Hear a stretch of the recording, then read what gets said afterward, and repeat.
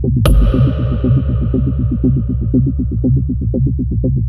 Video शैक्षणिक उद्देशाने बनवलेला आहे। जे काही तुम्ही या व्हिडिओमध्ये ऐकाल ते सर्व इंटरनेटवर किंवा कोणत्याही पुस्तकातून किंवा कोणत्याही न्यूजपेपरमधून घेतलेले आहे, जे की लोकांसाठी उपलब्ध आहे।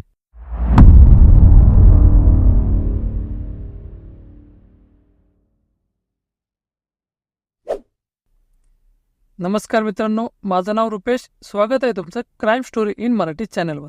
आज मी तुम्हाला निर्भयाच्या स्टोरीचा पार्ट 2 सांगणार आहे आणि आशा करतो की तुम्ही पार्ट 1 हा नक्कीच पाहिला असेल। आणि जर तुम्ही पार्ट 1 पाहिलं नसेल तर आपल्या चॅनलवर जाऊन निर्भया रेप केस पार्ट 1 हा नक्की पहा, कारण की याच्या पुढची स्टोरी म्हणजेच निर्भया रेप केस पार्ट 2 हा तुम्हाला व्यवस्थित पद्धतीने समजेल।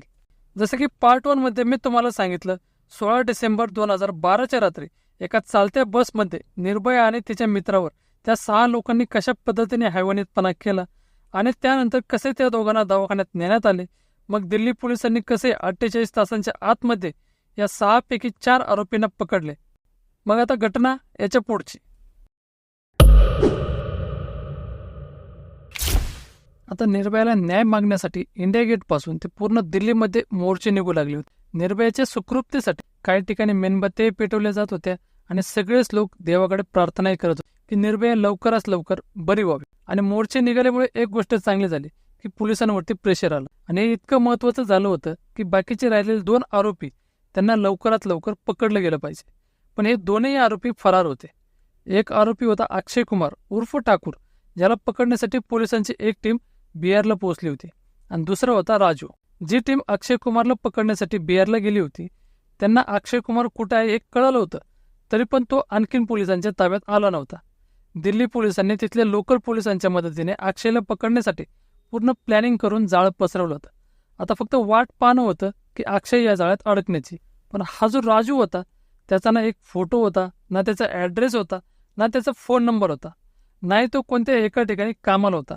जे पण काम भेटेल, कोणतं पण काम भेटेल, कुठेही काम भेटेल ते तो करायचा, मग ते पान टपरीवर असो किंवा डाब्यावर असो, नाहीतर कोणत्याही बसवर। आणि राजू त्याच दिवशी 16 डिसेंबर 2012च्या दुपारी त्या बाकीच्या 5 लोकांशी भेटला होता। फक्त बसचा ड्रायव्हर रामसिंगच याला अगोदरपासून ओळखत होता, कारण की राजूने अगोदर पण रामसिंग याच्यासोबत बसवर काम केलेलं आहे। आणि नंतर हे कळालं की निर्भयासोबत सगळ्यात जास्त ज्याने हैवानियत केली तो हा राजूच होता, आणि याला पकडणं खूप महत्त्वाचं होतं। त्यामुळे मग पोलीस रामसिंग याच्याकडे पोहोचले, कारण की तो एकमेव असा होता की जो राजूबद्दल काही ना काहीतरी माहिती देऊ शकत होता। पण रामसिंगकडे राजूबद्दल काहीच माहिती नव्हती। रामसिंगने सांगितले, राजू जेव्हा त्याच्याकडे अगोदर काम करत होता तेव्हा त्याचे काही पैसे रामसिंग याच्याकडे राहिले होते, आणि तेच पैसे घ्यायला त्या दिवशी म्हणजे 16 डिसेंबर 2012च्या दुपारी रामसिंगला भेटला होता। मग पोलिसांनी रामसिंगला विचारले की राजूने तुझ्याशी संपर्क कसा केला, तर त्याने सांगितले राजूने त्याला अंदाजे 4 महिने अगोदर एक फोन केला होता। हे ऐकताच पोलिसांनी रामसिंग याचा मोबाईल काढून घेतला आणि त्याची कॉल हिस्ट्री काढली आणि खूप मशक्कत करून एक नंबर हुडकून काढला ज्यावरून राजूने रामसिंग याला फोन केला होता, आणि तो नंबर दिल्लीतल्या कुरकुरडुमा एरियातील एका PCOचा होता। त्याच्यानंतर दिल्ली पोलीस कुरकुरडुमाच्या त्या PCOवर पोहोचती जिथून राजूने रामसिंग याला शेवटचा फोन केला होता, आणि मग तिथून लिंक जोडत जोडत शेवटी एका बसवाल्यापर्यंत पोहोचते। त्या बसवाल्याने सांगितले राजू हा छोट्या छोट्या रूटच्या बसवरती काम करतो, जे की आनंदविहार बस स्टँडवरून निघतात। त्याच्यानंतर पोलिसांची एक टीम आनंदविहारच्या बस स्टँडवर पोहोचते आणि राजूबद्दल विचारपूस करतात, तर त्यात त्यांना असं कळतं इथं 20-25 राजू नावाची माणसं काम करत आहेत। आता पोलीस पुन्हा वैतागून जातात, कारण की त्यांच्याकडे राजूचा फोटो नसतो, आणि ते 20-25 राजू नावाच्या माणसातून तो एक राजू ओळखणं ज्याचा यांना शोध आहे, जे की खूप अवघड होतं। त्यामुळे शेवटी पोलीस असं करतात, राजूच्या शरीराशी मिळते जुळते असे 10 राजू नावाच्या माणसांना घेऊन ड्रायव्हर रामसिंग याच्याकडे येतात, कारण की तोच राजूला ओळखू शकत होता। पण त्या 10 लोकांमध्ये तो राजू नाही निघत ज्याचा पोलिसांना शोध होता। आता परत पोलीस आनंदविहारच्या बस स्टँडला पोहोचतात आणि तिथं जितके बी राजू होते त्या सर्वांना चेक करतात, पण त्यांना तो राजू नाही भेटत। त्यानंतर पोलिसांनी आणखीन एक माहिती घेतली, तर त्यात त्यांना असं कळालं की आणखीन 2 राजू राहिले आहेत ज्यांना चेक केलेलं नाही, आणि ते दोनही राजू बस फेरीवर गेलेले आहेत। त्यातील एक बस नोएडाच्या दिशेने गेलेली आहे, तर दुसरी बस बोडगावच्या दिशेने गेलेली आहे, आणि या दोन्ही बस उद्या सकाळी माघारी येणार आहेत। हे माहिती मिळाल्यावर पोलीस आनंदविहारच्या बस स्टँडवर थांबूनच दुसऱ्या दिवसाची वाट पाहतात. त्याच्यानंतर सकाळ होते आणि त्या दिवशी 21 डिसेंबर 2012ची तारीख होती आणि सकाळी जसं ती बस आनंदविहार बस स्टँडमध्ये येते, पोलीस राजूला ताब्यात घेतात. मग जेव्हा राजूला रामसिंग समोर आणलं जातं तेव्हा रामसिंग पण त्याला कन्फर्म करतो, हा तोच राजू आहे जो 16 डिसेंबर 2012च्या रात्री त्या बसमध्ये होता. आणि राजूकडून तो मोबाईलही मिळतो जो की त्यांनी त्या रामादार नावाच्या माणसाचा हिसकावला होता. मग पुढे पोलीस राजूबद्दल आणखीन डिटेल्स काढतात, तर त्यात त्यांना असं कळतं याचे खरे नाव राजू नाही तर मोहम्मद अफरोज आहे. आणि हे पण कळतं की हा नाबालिक आहे आणि त्यावेळेस त्याचे वय 17 वर्ष 8 महिने इतकंच होतं. त्याच्यामुळे पोलिसांना इच्छा नसतानाही मोहम्मद अफरोज उर्फ राजूला JJB म्हणजेच द ज्युव्हनाईल जस्टिस बोर्ड यांच्याकडे सोपवण्यात आले. मग त्याच दिवशी 21 डिसेंबर 2012च्या रात्री 9:15 पोलिसांनी या घटनेतील 6वा आरोपी अक्षय कुमार उर्फ ठाकूर यालाही बिहारमधल्या औरंगाबाद या गावामधून अटक केली. तर आता दिल्ली पोलिसांनी 21 डिसेंबर 2012च्या रात्रीपर्यंत या घटनेतील 6ही आरोपींना अटक केली होती. मग आता पुढे सर्वात महत्त्वाचं काम म्हणजे पुरावे गोळा करणे, कारण की पुराव्यांमुळेच यांना यांच्या केलेल्या कृत्याची शिक्षा भेटणार होती. त्यामुळे पोलिसांनी सुरुवातीला त्यांच्या मौजूदगीमध्येच त्यांचे कपडे, बूट, पर्स, मोबाईल, अंगठी आणि ATM कार्ड काढून घेतले, जे की या 6 लोकांनी त्या रात्री निर्भया आणि तिच्या मित्राकडून मारून हिसकावून काढून घेतले होते. मग यांचे फिंगरप्रिंट मॅच केले गेले, जे की त्या बसमधून मिळाले होते. त्याच्यानंतर या सर्वांचे ब्लड सॅम्पल घेण्यात आले. मग या बसमधून घेतलेले सॅम्पल आणि निर्भयाचे सॅम्पलचे DNA टेस्ट केले गेले आणि हे DNA 100% मॅच झाले. त्याच्यानंतर दिल्ली पोलिसांनी आणखीन एक नवीन गोष्ट केली. पोलिसांनी पहिल्यांदाच अशा एका केसमध्ये नवीन फॉरेन्सिक टेक्निक ॲडेंटॉलॉजीचा उपयोग केला. ॲडेंटॉलॉजीमध्ये दातांच्या खुणाच्या माध्यमातून हे माहिती केलं जातं की या खुणा कोणाच्या आहेत, कारण की प्रत्येकाच्या दातांच्या खुणा वेगवेगळ्या असतात. आणि या हैवानांनी त्या रात्री निर्भयाच्या शरीरावर कित्येक ठिकाणी चावा घेतल्या होत्या. त्यामुळे पोलिसांनी निर्भयाच्या शरीरावरचे दातांनी चावा घेतलेल्या खुणांचे फोटो घेतले. त्यानंतर मग जे आरोपी होते त्यांच्या दातांचे मॉडेल तयार केले गेले आणि मग मॅच केले गेले. ॲडेंटॉलॉजीची जेव्हा रिपोर्ट आली त्या रिपोर्टमध्ये असं कळाले, निर्भयाच्या शरीरावर चावा घेतलेल्या खुणांपैकी 3 चावा घेतलेल्या खुणा ह्या एकट्या ड्रायव्हर रामसिंगच्या आहेत आणि 1-2 खुणा अक्षय कुमार उर्फ ठाकूरशी मॅच होत आहेत. या सर्व पुराव्यांच्या व्यतिरिक्त निर्भयाचा मित्र अवनेंद्र प्रताप याचीही कबुली घेतली आणि मध्ये मध्ये निर्भयाची प्रकृती सुधारली तेव्हा तिचीही कबुली घेण्यात आली. मग 26 डिसेंबर 2012ची तारीख येता येता निर्भयाची प्रकृती बिघडत गेली. तिच्या शरीरातल्या भरपूर पार्ट्सने काम करणं सोडून दिलं होतं आणि पूर्ण शरीरात इन्फेक्शन सुद्धा पसरला होता. निर्भयाच्या अशा प्रकृतीला लक्षात घेता हा निर्णय घेण्यात आला, निर्भयाला उपचारासाठी जगातला बेस्ट ऑर्गन ट्रान्सप्लांट हॉस्पिटलमधल्या एक माउंट एलिझाबेथ, जे की सिंगापूरला आहे, येथे नेण्यात यावं. याच्यानंतर भारत सरकार पण पुढे आले. त्यांनी सांगितलं की निर्भयाच्या उपचारासाठी जेवढाही खर्च होईल तो भारत सरकार करेल. 27 डिसेंबर 2012ला एका एअर ॲम्ब्युलन्समधून निर्भयाला माउंट एलिझाबेथ हॉस्पिटलमध्ये नेण्यात आले आणि तिच्यावर उपचार सुरू करण्यात आले. पण हळूहळू निर्भयाची प्रकृती आणखीन खराब होत गेली आणि 29 डिसेंबर 2012ला भारताच्या वेळेनुसार सकाळी 2:15 निर्भयाने प्राण सोडले. निर्भयाच्या मृत्यूने लोकांच्या मनात आणखीन राग निर्माण झाला आणि लोक लवकरात लवकर या आरोपींना फाशीची शिक्षा देण्याची मागणी करू लागले. देशाच्या संसदेत सुद्धा या प्रकरणावरती मुद्दा मांडण्यात आला. जर देशाची राजधानी दिल्लीतच महिला सुरक्षित नाहीत तर बाकीच्या राज्यांची काय परिस्थिती असेल. इतकंच नव्हे तर हा मुद्दा युनायटेड नेशन मध्येही उचलण्यात आला. या सर्व प्रकरणावरून एक गोष्ट चांगली झाली, महिलांच्या सुरक्षेसाठी नवीन कायदा लागू झाला आणि 5 नवीन फास्ट ट्रॅक न्यायालयांची स्थापना झाली, कारण की अशा जगावेगळ्या अपराधांसाठी आरोपींना कठोरात कठोर आणि लवकरात लवकर शिक्षा देण्यात यावी. दिल्ली पोलिसांनी पण थोडाही वेळ वाया न घालवता या घटनेच्या 18 दिवसानंतरच 3 जानेवारी 2013ला या सर्व आरोपींच्या विरोधात कोर्टात 1000 पानांची चार्जशीट दाखल केली. मग साकेतमधल्या डिस्ट्रिक्ट कोर्टात त्यांच्या विरुद्ध खटला सुरू झाला आणि कारण की हा खटला फास्ट ट्रॅक कोर्टात चालू असल्यामुळे याची कारवाई रोजच होऊ लागली. आणि जेव्हा हे प्रकरण कोर्टात चालू होतं तेव्हाच यामध्ये 11 मार्च 2013ला यांच्यातला एक आरोपी बस ड्रायव्हर राम सिंगने तिहाड जेलमध्ये फाशी घेतली. बाकीचे राहिलेले 5 आरोपींमधल्या 4 आरोपींची कारवाई साकेतमध्ये चालू होती आणि एकाची कारवाई JJB म्हणजेच ज्युनाईल जस्टिस बोर्डमध्ये होती, कारण की तो नाबालिग होता. 31 ऑगस्ट 2013ला ज्युनाईल जस्टिस बोर्डने मोहम्मद अफरोज उर्फ राजू याला दोषी मानले आणि ज्युनाईल जस्टिस ॲक्टच्या आदेशानुसार फक्त 3 वर्षांची शिक्षा सुनावली, कारण की भारतीय कायद्यानुसार कोणत्याही नाबालिग आरोपीला 3 वर्षांच्या वर शिक्षा देण्यात येत नाही. मग आता ह्या 6 आरोपींपैकी एकाचा जर फाशी घेऊन मृत्यू झाला आणि एक जण नाबालिग होता, त्याला 3 वर्षांची शिक्षा देण्यात आली आणि त्याला बाल सुधारगृहामध्ये पाठवण्यात आले. पण बाकीचे राहिलेले 4 आरोपी मुकेश, अक्षय, पवन आणि विनय यांची कारवाई अजूनही कोर्टात चालू होती. या चौघांनी स्वतःला वाचवण्याचा खूप प्रयत्न केला. आरोपी पवन गुप्ता याने सांगितले 16 डिसेंबर 2012च्या रात्री तो या बसमध्येच नव्हता, कारण की तो एका DDA पार्कमध्ये म्युझिकल शो पाहत होता. पण जेव्हा या गोष्टीची पडताळणी केली तेव्हा कळाले DDA पार्कमध्ये असा कोणता शोच नव्हता. याच्या व्यतिरिक्त अक्षय कुमार उर्फ ठाकूरने सांगितले तो या घटनेचे 1 दिवस अगोदर म्हणजेच 15 डिसेंबर 2012लाच ट्रेनने गावाला निघून गेला होता. मग पुढे या प्रकरणातले मुख्य साक्षीदारांपैकी एक साक्षीदार रामादार, ज्याला की निर्भयाच्या अगोदर त्या बसमध्ये लुटले होते, त्याने त्याच्या साक्षीमध्ये सांगितले की हे 6 जण त्या रात्री त्या बसमध्ये होते. मग अक्षय कुमारचे हे म्हणणे तो या घटनेचे 1 दिवस अगोदरच गावाला गेला होता हे बोलणे देखील खोटं पडले. आणि ज्या पद्धतीने दिल्ली पोलिसांनी सगळे पुरावे एकत्र केले आणि कोर्टात दाखल केले, त्यांच्यामुळे या केसच्या निर्णयापर्यंत पोहोचण्यासाठी खूप मदत झाली.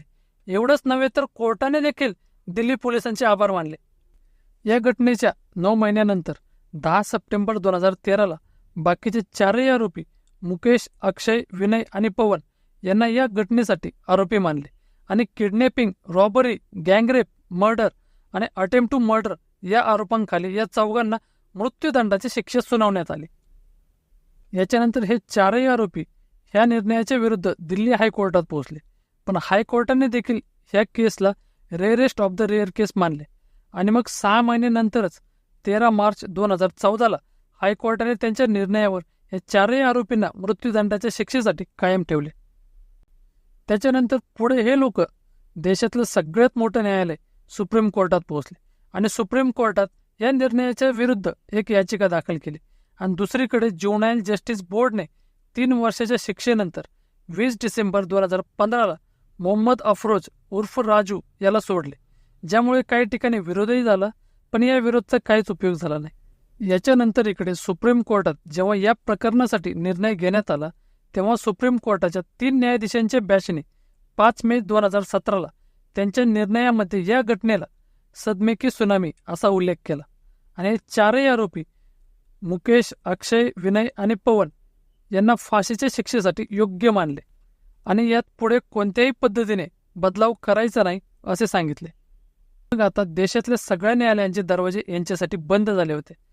तर मग या 4 पैकी 3 आरोपींनी मुकेश, विनय आणि पवन यांनी 2017च्या शेवटी सुप्रीम कोर्टात रिव्ह्यू पिटिशन म्हणजेच पुनर्विचार याचिका दाखल केली आणि सुप्रीम कोर्टाला सांगितले की तुम्ही ह्या निर्णयावर पुन्हा एकदा विचार करा. पण सुप्रीम कोर्टाने 9 जुलै 2018ला या तिघांच्याही पुनर्विचार याचिकेला फेटाळले. त्याच्यानंतर हळूहळू वेळ निघून गेला. मग 2018चे 23 वर्षे निघून गेले, पण यांना फाशी काय झाली नाही. मग या गोष्टीने निर्भयाची आई आशादेवी खूप त्रस्त झाल्या. म्हणून मग त्या फेब्रुवारी 2019ला कोर्टात पोहोचल्या आणि त्यांनी विचारले या चौघांनाही सुप्रीम कोर्टाने 2017लाच फाशीची शिक्षा सुनावली होती आणि हा निर्णय येऊन 1.5 वर्षांपेक्षा जास्त वेळ झाला आहे, तर अजून देखील या आरोपींना फाशी का दिली गेली नाही. कोर्टाने निर्भयाची आई म्हणजेच आशादेवी यांचे म्हणणे ऐकले आणि सांगितले लवकरात लवकर याच्यावर विचार करू. आणि मग याच्यामध्येच अक्षय देखील 10 डिसेंबर 2019ला सुप्रीम कोर्टात पुनर्विचार याचिका दाखल करतो आणि मग इथूनच न्यायव्यवस्थेसोबत खेळले जाते. कारण की आपल्या देशात कोणत्याही माणसाला फाशीची शिक्षा होत असेल तर आरोपीकडे 4 न्यायालयीन अधिकार असतात. पहिला, रिव्ह्यू पिटिशन म्हणजे पुनर्विचार याचिका, ज्यामध्ये आरोपी न्यायालयापुढे असे म्हणणे मांडतात की दिलेल्या निर्णयावर पुन्हा एकदा विचार करा. दुसरा, क्युरेटिव्ह पिटिशन, ज्यामध्ये हे चेक केलं जातं लोअर कोर्ट ते सुप्रीम कोर्टपर्यंत यांना जे काही अधिकार होते ते यांना मिळाले की नाही. तिसरं, मर्सी पिटिशन म्हणजे दया याचिका, ज्यामध्ये आरोपी भारताच्या राष्ट्रपती यांच्याकडे दया याचिका पाठवतात आणि त्यात त्यांची फाशीची शिक्षा माफ करण्याबाबत अपील करतात. आणि चौथा, शेवटचा, रिजेक्शन ऑफ मर्सी प्लीज म्हणजे दया याचिका फेटाळण्याची रिव्ह्यू पिटिशन, ज्यामध्ये आरोपी कोर्टाला विचारू शकतात की त्यांची दया याचिका का फेटाळली गेली. आणि मग हे चारही मार्ग जेव्हा बंद होतात तेव्हा आरोपीला फाशी देण्यापासून कोणीही वाचवू शकत नाही. आणि हे सगळे अधिकार यासाठी बनवले गेलेत की जर कोर्टाकडून कोणतीही चूक घडली तर ती पुन्हा चेक करता यावी, आणि ती चूक कुठेही घडली. कारण की इथे एका माणसाच्या आयुष्याचा प्रश्न असतो, आणि ही जर चूक कोणत्या निष्पाप माणसाला फाशी दिल्यानंतर कळाली तर मरणाऱ्या माणसाला पुन्हा आणू शकत नाही. पण ह्याच न्यायालयीन अधिकारामुळे निर्भयाचे आरोपी मुकेश, अक्षय, विनय आणि पवन कितीतरी दिवस फाशीच्या शिक्षेपासून वाचत राहिले. जेव्हा निर्भयाची आई फेब्रुवारी 2019ला सुप्रीम कोर्टात पोहोचल्या, त्याच्यानंतर कोर्टाने या प्रकरणावरती विचार केला. 10 डिसेंबर 2019लाही अक्षयने पुनर्विचार याचिका दाखल केली. आणि जर या चौघांपैकी कोणाचाही खटला कोर्ट किंवा प्रेसिडेंट ऑफ इंडिया यांच्याकडे दाखल असेल तर यांना फाशी होऊ शकत नाही. आणि हे चौघेही याच गोष्टीचा फायदा घेत फाशीची शिक्षा टाळण्याचा प्रयत्न करत राहिले. पण कोर्टानेही अक्षयची याचिका दाखल झाल्यानंतर 8 दिवसानंतर लगेच 18 डिसेंबर 2019ला अक्षयची पुनर्विचार याचिका फेटाळली आणि तिहाड जेल प्रशासनाला सांगितले ह्या चारही आरोपींना लवकरात लवकर फाशी देण्यात यावी. याच्यानंतर तिहाड जेलने या चौघांसाठी एक नोटीस तयार केली आणि त्यात सांगितले, एका आठवड्याच्या आत तुमचे जेही न्यायालयीन अधिकार आहेत त्याचा तुम्ही उपयोग करून घ्या, नाहीतर आम्ही समजून घेऊ की तुम्हाला या अधिकारांची काही गरज नाही आणि तुमच्या फाशीची शिक्षेची तारीख लवकरात लवकर निश्चित करण्यात यावी. पण ही नोटीस आल्यानंतर सुद्धा या लोकांनी कुठल्याही अधिकारांचा उपयोग केला नाही. त्यामुळे 7 जानेवारी 2020ला दिल्लीच्या पटियाला हाऊस कोर्टाने चारही आरोपींना मुकेश, अक्षय, विनय आणि पवन यांच्याविरुद्ध ब्लॅक वॉरंट, ज्याला की डेथ वॉरंट असेही म्हणतात, म्हणजे की मरणाची तारीख निश्चित आहे. 22 जानेवारी 2020ला सकाळी 7 वाजता चौघांच्या फाशीची शिक्षेची तारीख निश्चित केली गेली. कोर्टाने जेव्हा ब्लॅक वॉरंट लागू केला तेव्हा सगळेच लोक खूप खुश होते, मग ते निर्भयाचे आईवडील असतील किंवा साधारण लोक असतील. आता सगळेच 22 जानेवारी 2020ची वाट पाहू लागले. पण ह्या निर्णयाच्या 2 दिवसानंतरच 9 जानेवारी 2020ला मुकेश आणि विनयने सुप्रीम कोर्टात क्युरेटिव्ह पिटिशन दाखल केला. कारण की त्यांना माहीत होतं जोपर्यंत त्यांचा खटला कोर्टात असेल तोपर्यंत त्यांना फाशी होऊ शकत नाही. पण कोर्टानेही 14 जानेवारी 2020ला मुकेश आणि विनयच्या क्युरेटिव्ह पिटिशनला फेटाळले. तर मुकेशने त्याच दिवशी भारताच्या राष्ट्रपतींकडे दया याचिका पाठवली. याच्या 3 दिवसानंतरच 17 जानेवारी 2020ला राष्ट्रपती रामनाथ कोविंद यांनी मुकेशची दया याचिका फेटाळली. तरी देखील या चौघांकडे आणखीनही न्यायालयीन अधिकार होते. त्यामुळे कोर्टाला नाईलाजाने ब्लॅक वॉरंट कॅन्सल करावे लागले आणि नवीन ब्लॅक वॉरंट लागू करावे लागले. आणि या दुसऱ्या ब्लॅक वॉरंटमध्ये यांच्या मरणाची तारीख 1 फेब्रुवारी 2020 सकाळी 6 वाजताची होती.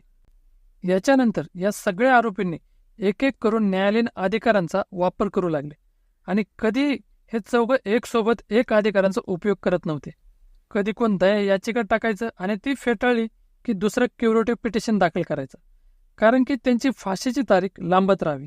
एका बाजूने विचार केला तर ही लोक न्यायालयीन अधिकारांचा फायदा घेत वेळ विकत घेत होते.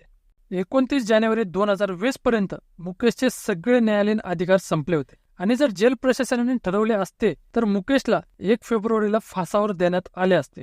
पण सुप्रीम कोर्टाच्या काही नियमांमुळे जर कोणत्याही गुन्ह्यामध्ये एकापेक्षा जास्त आरोपी सहभागी असतील आणि त्या सर्वांना एकसारखी शिक्षा सुनावण्यात आली असेल तर त्या सर्वांना एकसोबतच फाशी देण्यात यावी लागेल.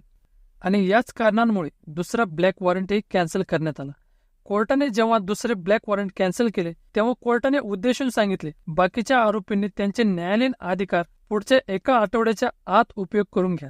पण या लोकांनी कोर्टाच्या आदेशाला पण सिरियस नाही घेतले, म्हणून कोर्टाने तिसरा ब्लॅक वॉरंट लागू केला आणि पुन्हा यांच्या मरणाची तारीख निश्चित करण्यात आली 3 मार्च 2020ला सकाळी 6 वाजता. मग इच्छा नसतानाही कोर्टाला तिसरा ब्लॅक वॉरंट रद्द करावा लागला. आणखीन पण या चौघांपैकी काही आरोपींचे न्यायालयीन अधिकार आणखीन बाकी होते. पण मग 5 मार्च 2020ला या चारही आरोपींनी त्यांचे सर्वांचे न्यायालयीन अधिकारांचा उपयोग करून घेतला. तेव्हा कोर्टाने चौथा डेथ वॉरंट लागू केला आणि 20 मार्च 2020 सकाळी 5:30 वाजता फाशी देण्याचे निश्चित केले. याच्यानंतर हे चौघेही जण स्वतःला फाशीच्या शिक्षेपासून वाचवण्यासाठी खूप प्रयत्न करत होते. काही जण म्हणाले दिल्लीमध्ये खूप प्रदूषण आहे, फाशीची शिक्षा कशाला, हे असेही मरून जातील.